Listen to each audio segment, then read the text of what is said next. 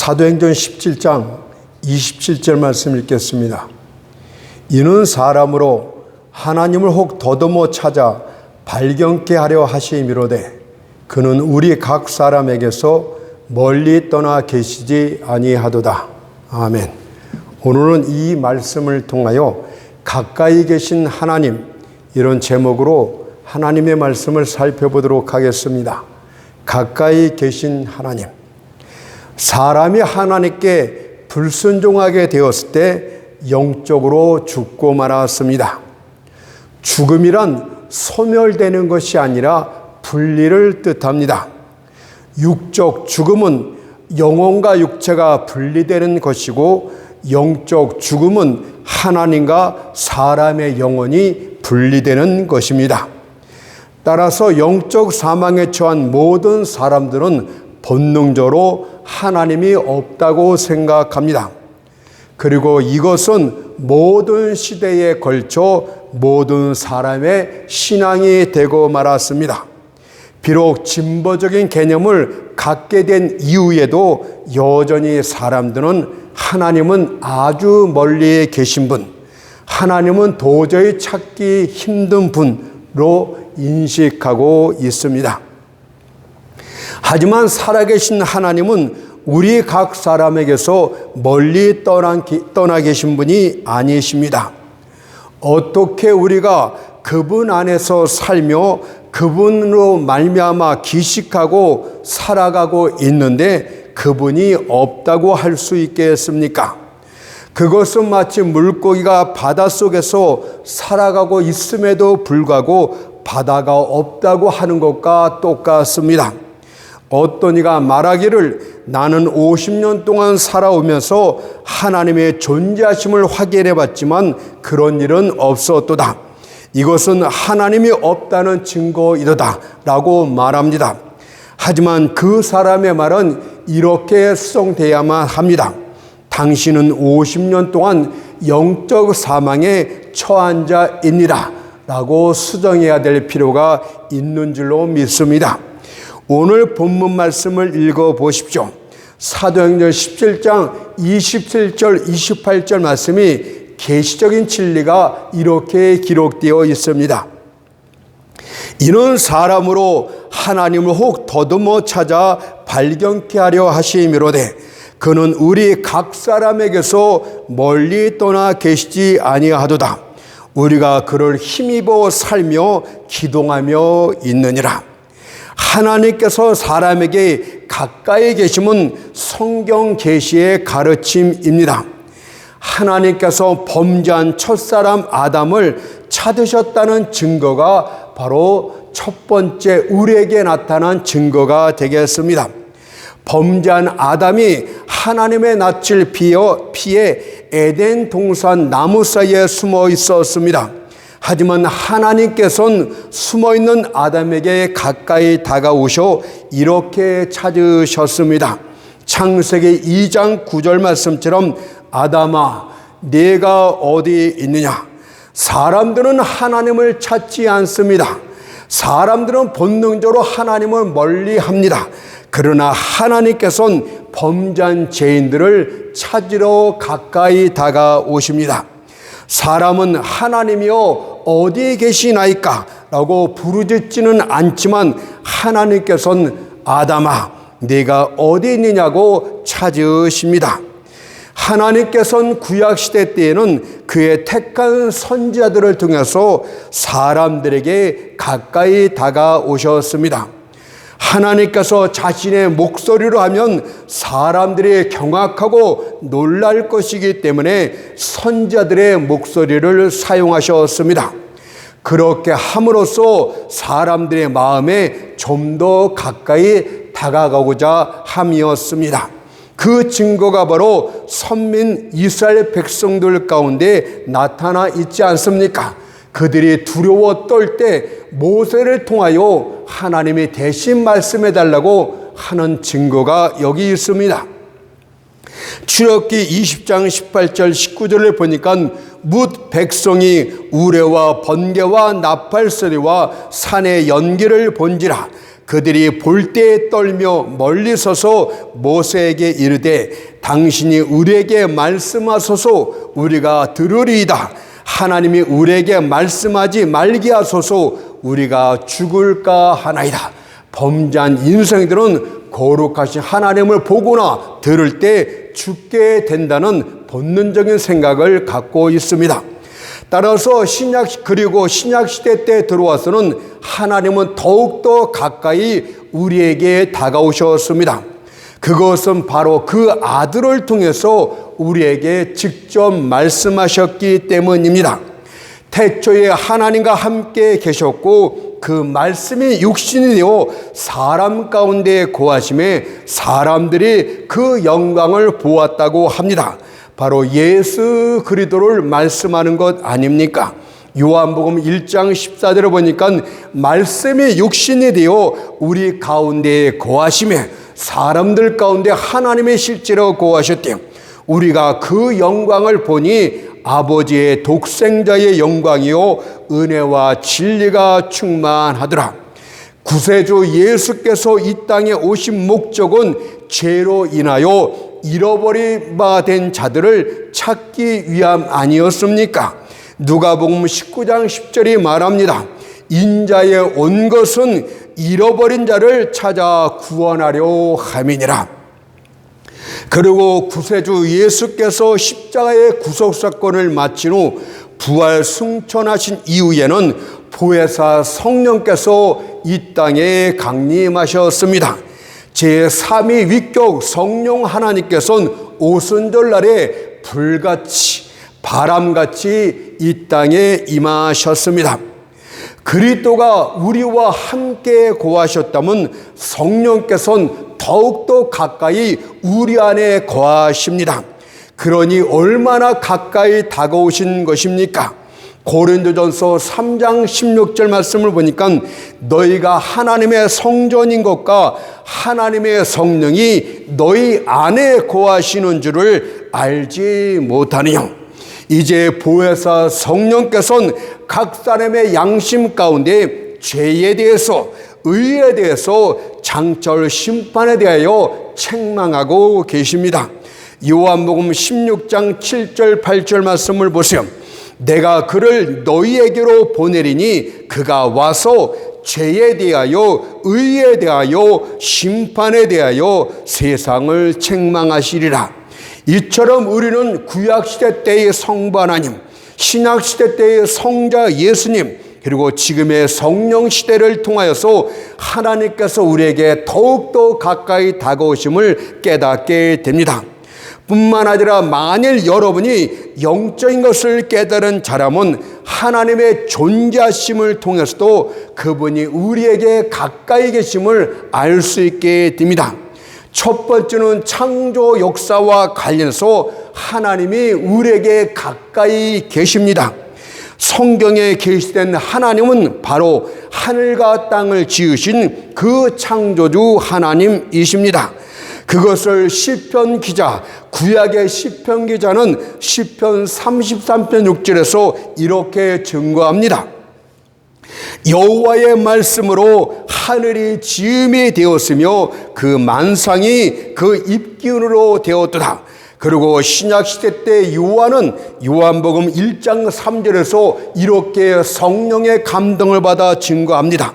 만물이 그로 말미암아 지은 바 되었으니 지은 것이 하나도 그가 없이는 된 것이 없느니라. 우리 머리 위에 있는 저 별들 속에서도 하나님의 위대한 손길이 비춰지고 있고 저 작은 벌레 속에서도 하나님의 섬세한 손길이 있습니다. 떨어지는 이슬방울들이 창조주 하나님의 영광을 비춰주고 있고 우리의 발열의 잡채 속에서도 하나님의 일하심이 보여지고 있고 모든 먼지 알갱이 하나에도 하나님의 손길의 흔적이 남아 있습니다. 그런데 어떻게 하나님을 멀리 계신 분, 결코 찾을 수 없는 분으로 여기고 있는 것입니까? 돌 하나, 꽃 하나, 새소리 하나에 하나님의 창조 손길이 함께하고 있는데 어떻게 그분이 멀리 계신 분이란 말입니까?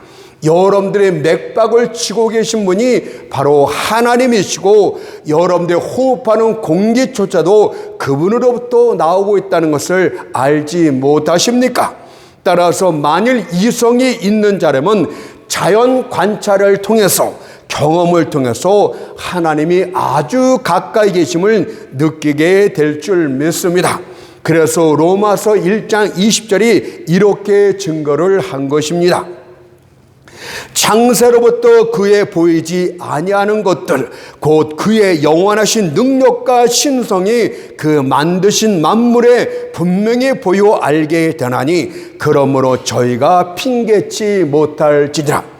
여러분들이 그림을 보게 되면 저 그림은 바로 어떤 화가가 그린 것이야, 이름을 써붙여 있지 않다 할지라도 그림만 보고 그 그림을 그린 화가가 누구인 것처럼 우리는 창조의 만물을 통해서 이것들을 지으신 분이 바로 창조주 하나님 그분이야, 이렇게 깨닫게 되는 것입니다. 두 번째로 하나님께서는 섭리 역사 가운데서 우리에게 가까이 계십니다. 섭리라는 것은 여러분들 일상생활 가운데 일어나는 모든 일, 모든 사건, 모든 상황들을 통틀어서 말하는 것 아닙니까? 여러분들 일상생활에서 일어나는 작은 일, 큰 일들이, 작은 사건, 큰 사건들이 모두 하나님으로 말미암아서 일어나고 없어지는데 어찌 하나님을 멀리 계신 분이라고 말하고 있는 것입니까? 마태복음 10장 30절에서 너희에게는 머리털까지 세신바 되었나니 라고 하였듯이 생활 가운데 일어나는 아주 작은 일까지도 그분의 정하신 뜻대로 여러분들 삶 가운데서 일어나고 있습니다. 따라서 우연이라고 말하는 자가 있다면 그런 것은 어린아이에게나 어울릴 법한 아주 깜찍한 말에 지나지 않습니다. 왜냐하면 좋은 일, 나쁜 일 모두가 그분께로부터 나왔음을 성경 계시가 이렇게 말합니다. 이사야 45장 7절을 보니까 나는 빛도 짓고 어둠도 창조하며 나는 평안도 짓고 환난도 창조하나니 나는 여호와라. 이 모든 일을 행하시는 자니라. 그러나 하나님을 모르는 어리석은 자들은 하나님은 빛도 짓지만 어둠은 사단이 역사한다 이렇게 말하고 있지만 나는 여호와라 이 모든 일을 행하는 자니라고 하심으로써 여러분들에게 나쁜 일이건 좋은 일이건 궁극적으로 하나님께로부터 모두 나왔다는 사실을 믿어야 될 줄 믿습니다. 여러분의 인생의 수레바퀴를 돌리시는 분이 하나님이시라면 세상 역사의 수레바퀴를 돌리시는 분이 그분이십니다. 다니엘서 4장 32절에서 인간 나라를 자기 뜻대로 다스리시는 분이라고 말씀하셨다면 그분이 바로 여러분들의 생사하복을 다스리시는 분이십니다. 사무엘상 2장 7절을 보니까 여호와는 가난하게도 하시고 부하게도 하시며 낮추기도 하시고 높이기도 하시는도다. 역사 가운데 새로운 왕국이 일어나기도 하고 없어지기도 하는 것처럼 여러분들을 높이기도 하고 각개인의 삶을 낮추기도 하시는 분이 바로 여호와 하나님 한 분이십니다.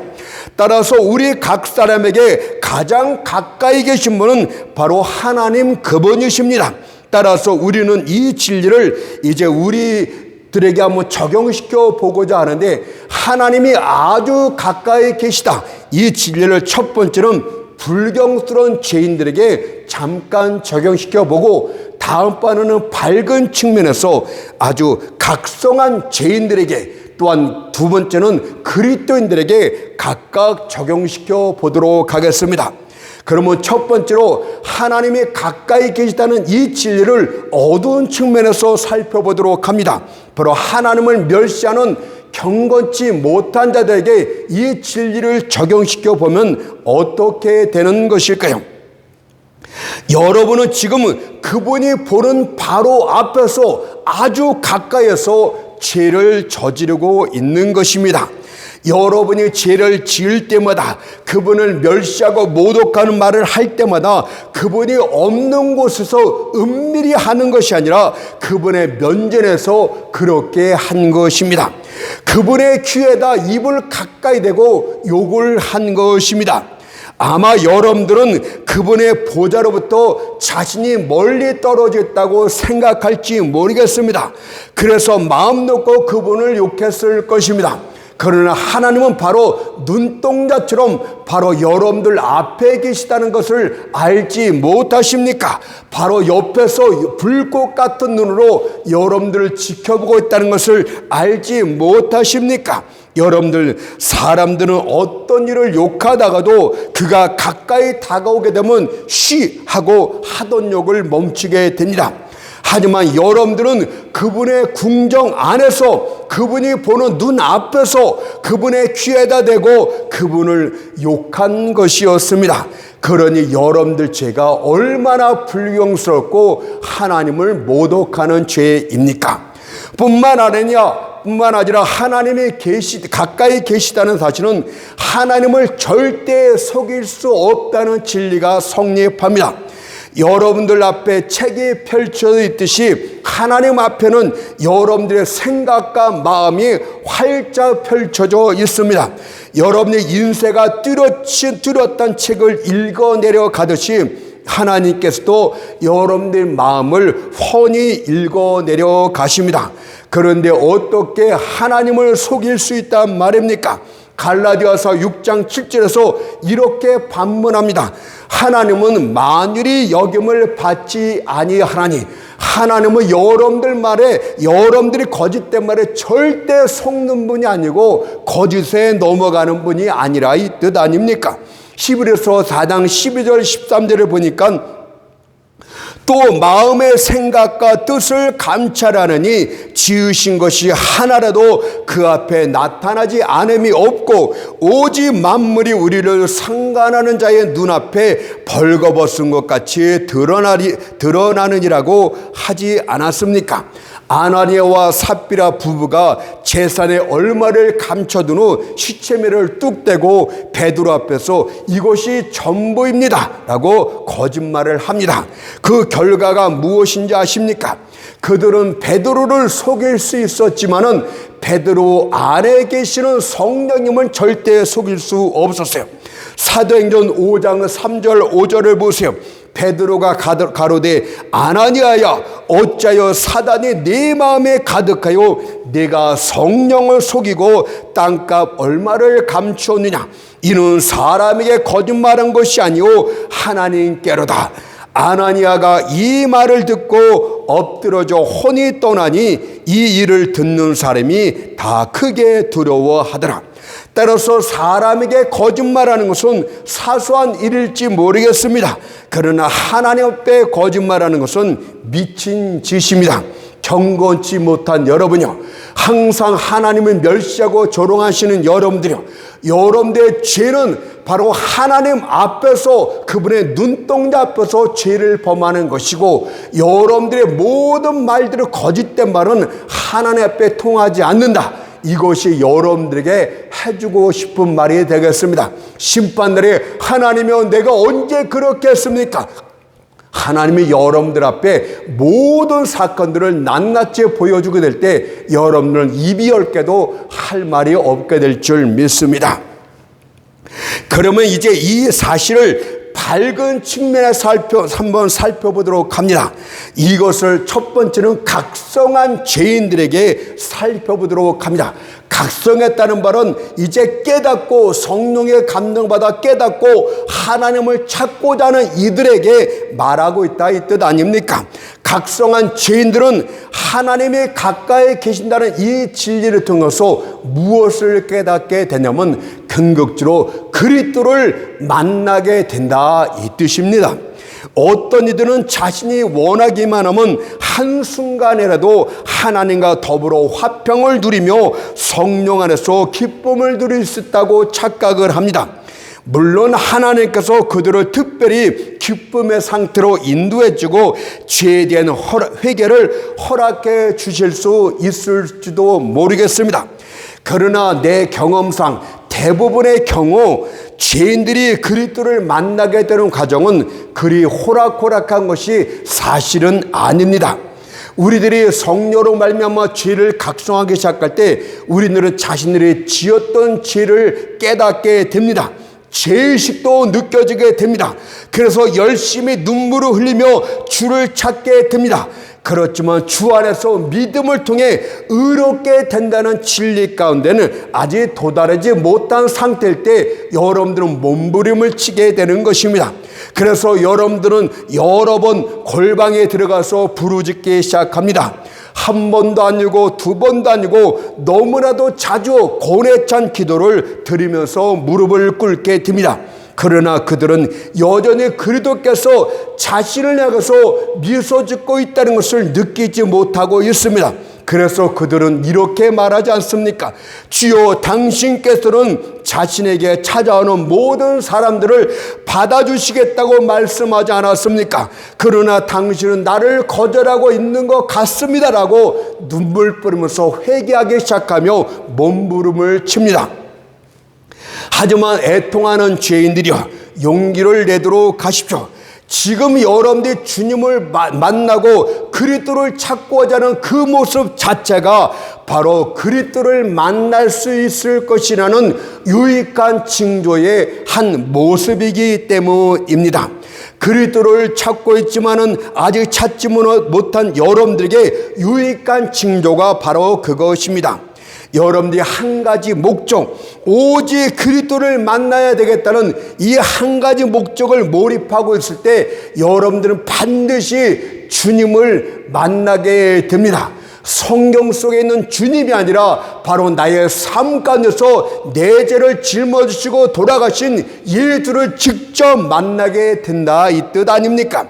여러분들 거듭난 모든 영혼들이 바로 이 같은 체험을 하게 되는 것이고, 이 같은 체험을 통해서 우리가 헌신적으로 모두가 주여 내가 주의 종이 되겠나이다 이렇게 다 고백을 하지만 다 주의 종이 될 필요는 없는 것입니다. 각자의 삶 가운데서 여러분들의 각자의 일을 통해서 하나님께 영광을 돌리면 되는 것이지, 하나님의 특별히 택감을 받고 하나님의 말씀의 종으로 부르심을 받은 자가 아니라면 여러분들의 삶 가운데서 하나님께 영광을 돌리는 것이 바람직한 일인 줄로 믿습니다. 세속적인 죄인들은 이것저것 여러 가지 좋은 것들을 추구하게 됩니다. 그러나 일단 각성하기 시작한 죄인들은 오직 한 가지 좋은 것만 추구하게 됩니다. 그리고 그의 부르짖음은 딱 하나입니다. 욥기서 23장 3절 말씀처럼 내가 어찌하면 그를 발견할 것을 알고, 내가 어찌하면 그를 발견할 것을 알고, 그를 바로 그 예수 그리스도 그분 한 분에만 집중하게 됩니다. 바로 예수를 만나기 직전의 상태가 이런 상태입니다.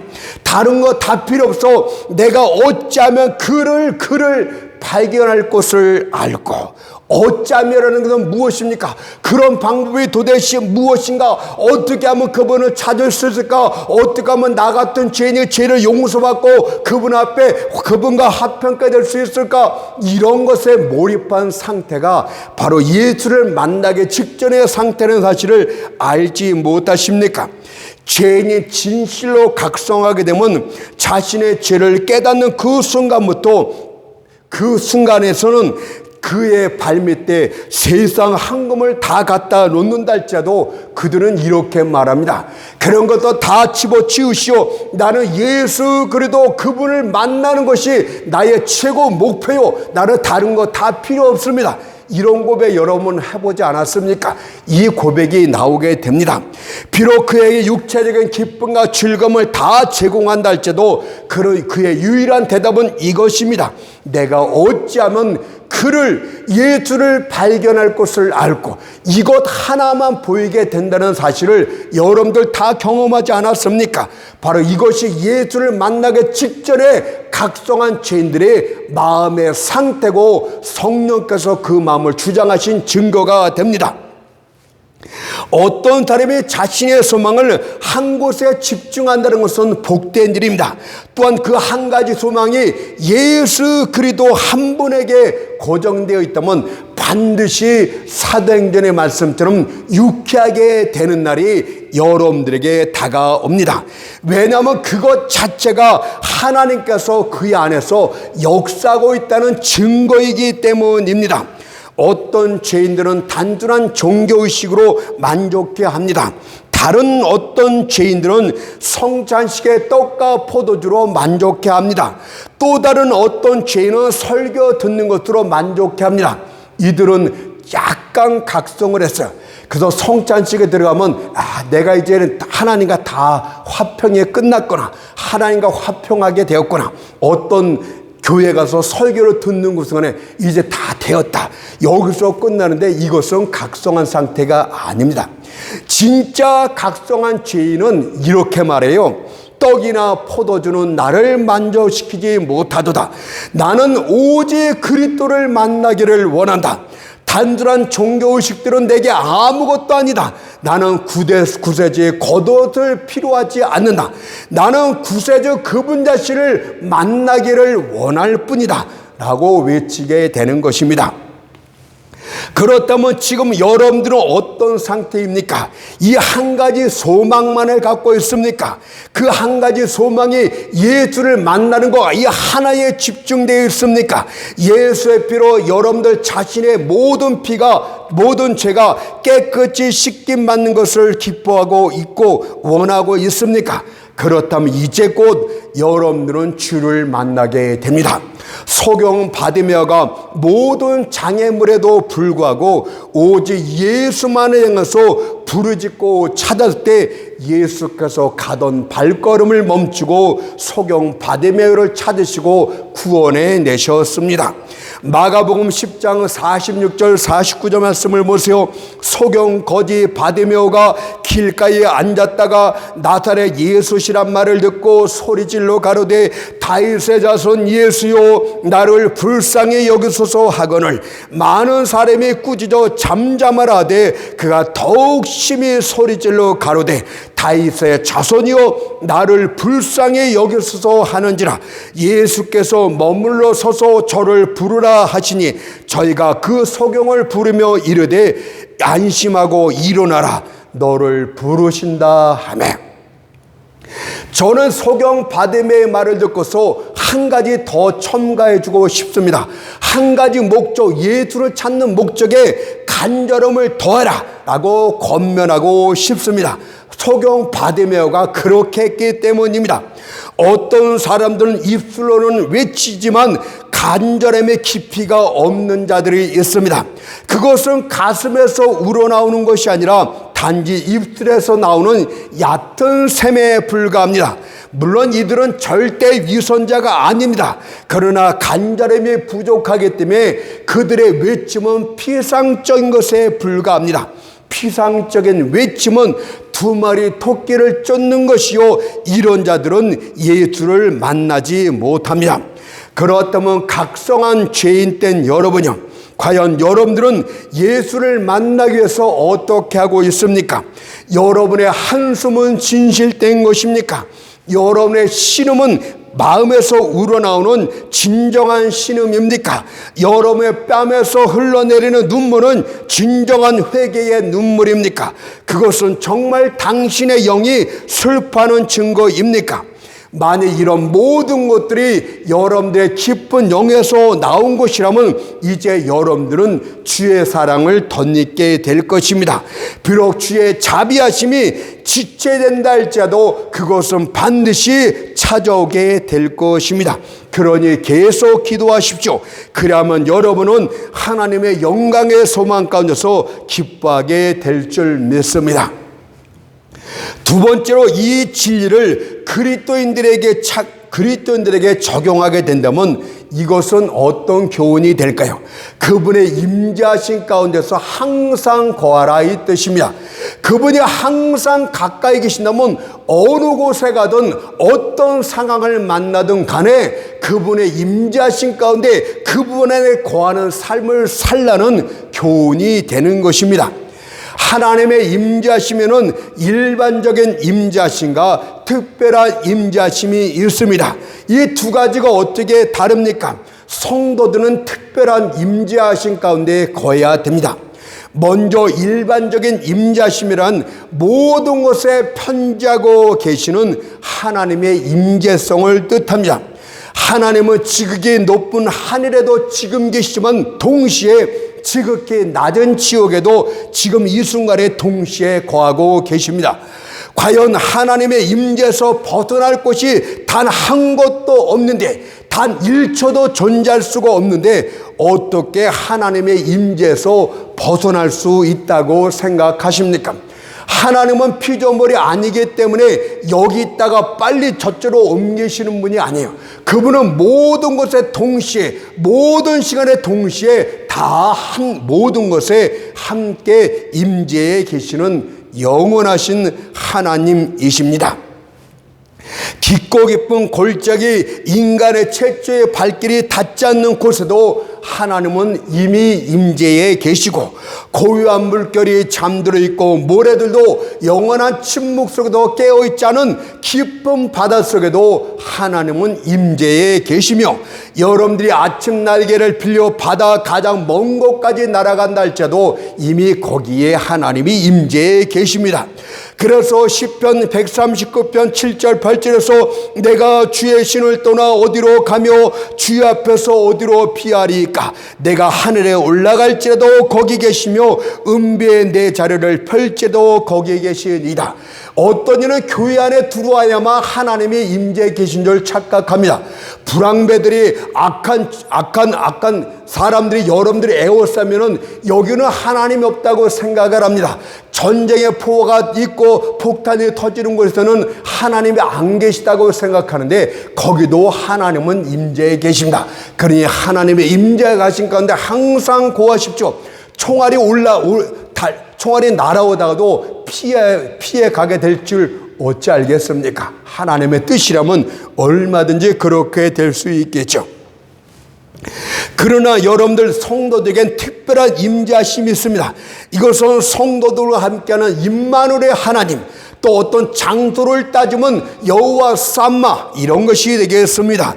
그리스도의 경우는 하나님의 임재하심이 모든 것이 될 수 있습니다. 그래서 이런 자들은 빌립보서 4장 13절의 말씀처럼 내게 능력 주시는 자 안에서 내가 모든 것을 할 수 있느니라고 외칠 수 있습니다. 그러나 성령의 임재하심을 벗어나게 되면 할 수 있다는 할 수 없다로 바뀌게 됩니다.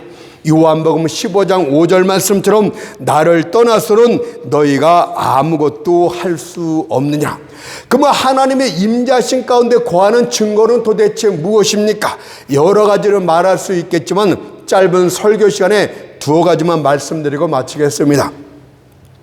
첫 번째는 하나님의 임재하심 가운데 거하게 되면 여러분들 마음속에 담대한 용기가 생깁니다.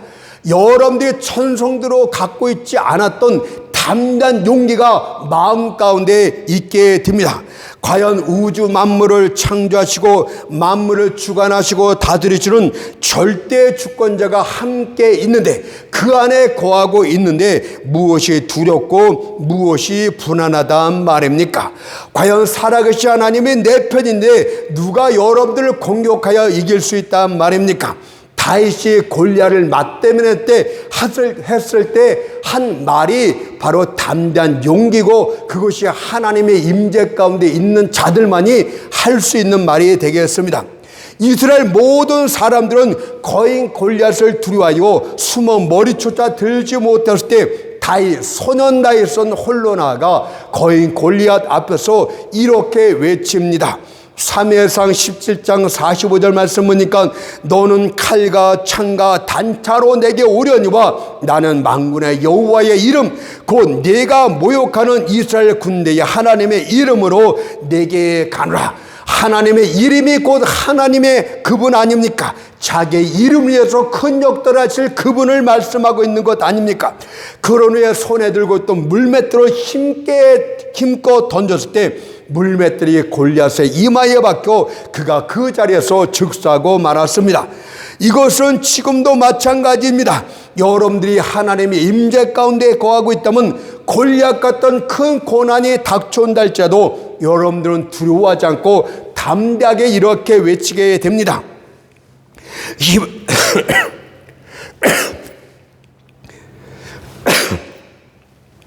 히브리서 13장 6절 말씀처럼 그러므로 우리가 담대히 가로되 주는 나를 돕는 자시니 내가 무서워 아니하겠노라. 그분의 임재 가운데 가면 거하게 되면 그분이 계속 나를 돕는 것 같은 느낌을 갖게 됩니다. 어느 누구를 만나든 어떤 상황 가운데 놓이게 되든 어떤 시련이 닥쳐도 하나님의 내 편이라는 것을 느끼게 되는 것입니다.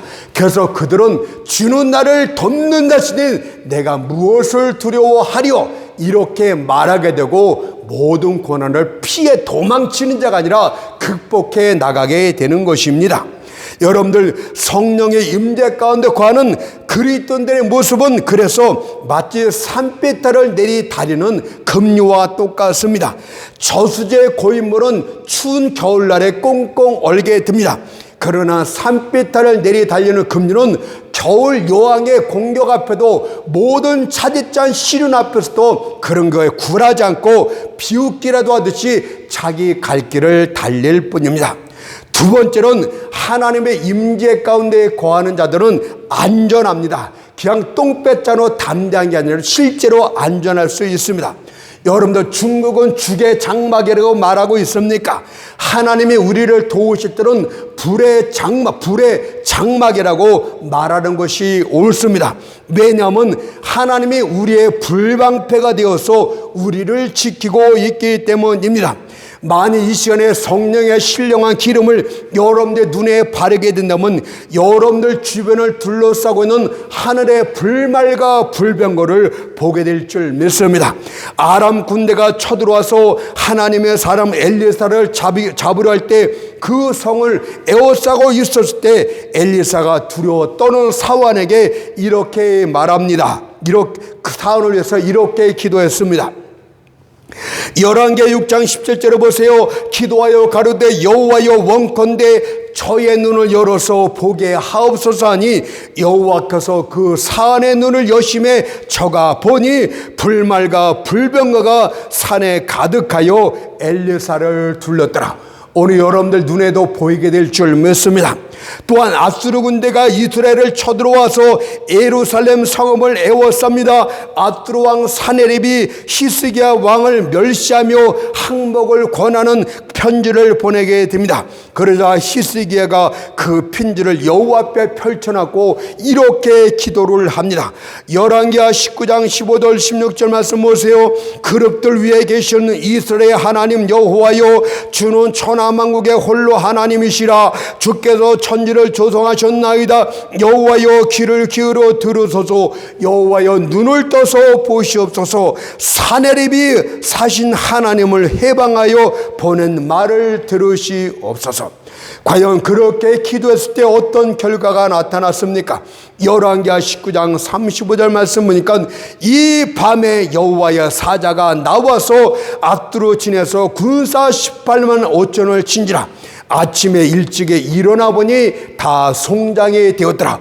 오늘 여러분들을 사방에서 에워싸는 온갖 시련들이 있습니까? 오늘 주님의 임재 가운데 거하신 여러분들 그분 앞에 기도하도록 하세요. 그 모든 시련들이 다음날 아침에 시체가 되어 있는 줄로 믿습니다. 마지막으로는 하나님의 인도하심을 받게 되는 것입니다. 출애굽한 이스라엘 백성들을 보십시오. 그들을 인도했던 구름기둥과 불빛기둥이 바로 하나님의 임재하심 그 자체였습니다. 출애굽기 13장 21절 22절 말씀이 있습니다. 여호와께서 그들 앞에 행하사 낮에는 구름기둥으로 그들의 길을 인도하시고 밤에는 불기둥으로 그들에게 비추사 주야로 진행하게 하시니 낮에는 구름기둥 밤에는 불기둥이 백성 앞에서 떠나지 아니하니라. 하나님이 그때그때 상황에 맞춰서 여러분들을 섭리주게 인도하신다란 이 뜻 아닙니까?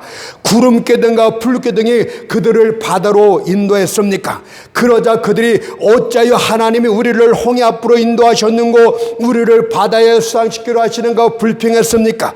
즉시 불평을 그치십시오. 왜냐하면 그분의 인도하심으로 바다는 말려지게 되고 마른 땅으로 걸을 것이기 때문입니다.